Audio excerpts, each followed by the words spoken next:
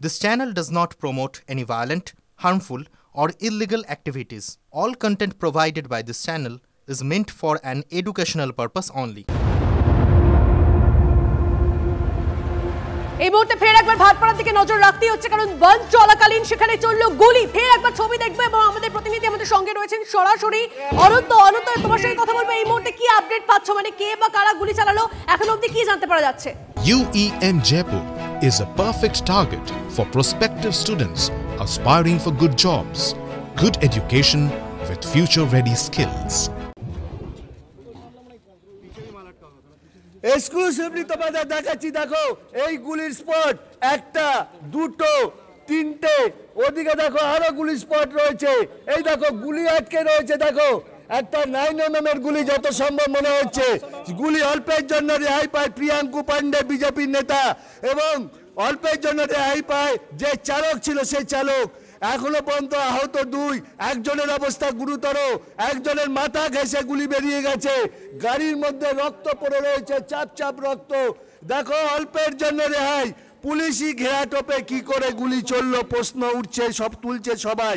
গাড়ির মধ্যে এখনো চাপ চাপ রক্ত, গাড়ি লক্ষ্য করে বোমা। দেখো ইট ছোড়া হয়েছে, ইটের দাগ। এই দেখো গাড়ি লক্ষ্য করে বোমার স্প্লিন্টারের দাগ, রক্ত রয়েছে গাড়ির মধ্যে, তাজা রক্ত। অর্থাৎ এবং পুলিশ ঘটনাস্থলে তদন্তে নেমেছে কারা গুলি চালালো। যদিও গুলির ঘটনায় কিন্তু অনেকে কিন্তু তাজ্জব হয়ে গেছে। গতকাল থেকে পুলিশের ঘেরাটোপ ছিল, তার মধ্যে কি করে গুলি চললো। প্রিয়াঙ্কু পান্ডে সেই প্রাক্তন সাংসদ অর্জুন সিং এর বাড়ি আসছিল, সেই বাড়ি আসার সময় অ্যাংলো ইন্ডিয়া জুট মিলের সামনে এই গুলি চলে। দেখো পর 7 রাউন্ড গুলি। এই মুহূর্তে ঘটনাস্থলে পুলিশ এসেছে, পুলিশ তদন্ত শুরু করেছে। পুলিশই ঘেরাটোপে কি করে গুলি চললো তাই নিয়ে উঠছে প্রশ্ন। পরপর 7 রাউন্ড গুলি চললো, দিনের আলোয় 7 রাউন্ড গুলি চলছে ভাটপাড়ায়। এই কেমন পরিস্থিতি অনন্ত? তুমি অর্জুন সিং এর সঙ্গে কথা বলছিলেন, তার সরাসরি কিছু ব্যক্তির উপর অভিযোগ রয়েছে, কি বলছেন তিনি? দেখো অর্জুন সিং এই মুহূর্তে তিনি অভিযোগ করছেন সরাসরি পুলিশের দিকে। দেখো গতকাল আমরা জানি ভাটপাড়ায় যাতে জগদ্দলে যাতে বন্ধ না হয়, ভাটপাড়া জগদ্দলে যাতে অশান্তি না ছড়ায়, পুলিশের তা নিয়ে স্পেশালি একটা মিটিং ছিল। পুলিশ ঘিরে রেখেছিল ভাটপাড়া জগদ্দলকে। তারপরে কেন এরকম ঘটনা? এই ঘটনার জন্য দায়ী কারা একটু জেনে নি প্রাক্তন সাংসদ অর্জুন সিং এর কাছ থেকে। কালকে সিপি পুলিশ কমিশনার নিজে মিটিং করেছে জগদ্দল ভাটপাড়া যেন অশান্তি না হয়। সারা জগদ্দল ভাটপাড়া পুলিশ অর্ডন করে দিয়েছিল, তার মধ্যে গুলি চললো কি করে? পুলিশ কমিশনার অত বড় নির্লজ্জ, অত বড় অকার্য পুলিশ কমিশনার কেউ নেই। আজকে পুরো এলাকা হিরোইন, জুয়া, সাট্টা, ঢালুয়া চলছে, তৃণমূলে গুন্ডারা চালাচ্ছে।